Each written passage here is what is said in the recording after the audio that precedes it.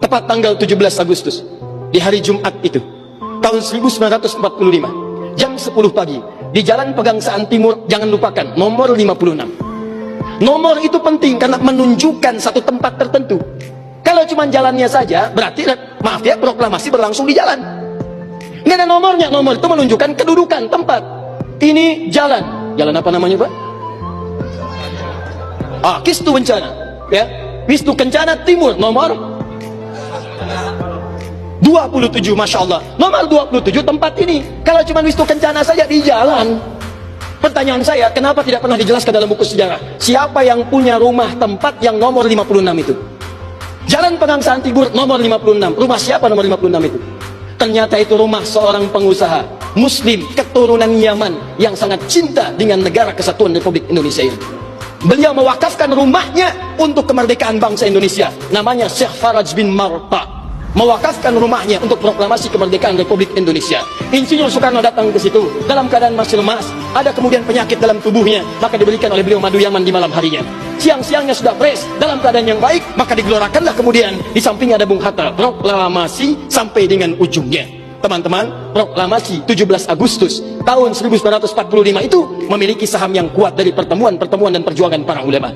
Karena itulah teriakan takbir yang digelorakan oleh Bung Tomo dari Surabaya itu, Allahu Akbar, Allahu Akbar. Terjemahan takbir itu kalau diterjemahkan dalam bahasa Indonesia adalah Allah yang maha besar, Allah yang maha kuasa. Kalimat Allah yang maha kuasa itu Negara Kesatuan Republik Indonesia mengapresiasi dan menanamkan dalam undang-undangnya. Baca pembukaan Undang-Undang Dasar. Atas berkat rahmat Allah yang maha kuasa. Kalimatnya Allah, tidak ada yang lain lagi. Atas berkat rahmat Allah yang maha kuasa, dan dengan didorongkan oleh keinginan luhur. Jadi keinginan luhur itu diletakkan di akhir setelah Allah yang maha kuasa. Karena dari dulu itu memang punya keinginan luhur, pengen merdeka, tapi belum dapat. Siapa kemudian yang mempercepat keinginan luhur itu? Allah yang maha kuasa. Atas berkat rahmat Allah yang maha kuasa, dan dengan didorongkan oleh keinginan luhur, maka rakyat Indonesia menyatakan dengan ini kemerdekaannya. Dari situ kemudian jadikan sebagai sila dari 5 dasar sila ketuhanan itu. Ketuhanan yang Maha Esa, sila yang pertama. Siapa ketuhanan yang Maha Esa itu? Dalam pengertian kita, Esa artinya Ahad. Kul huwallahu ahad. Ditafsirkan kemudian dengan perlindungan dari negara, pasal 29, ayat 1 untuk dasar negaranya. Negara berdasar atas ketuhanan yang Maha Esa.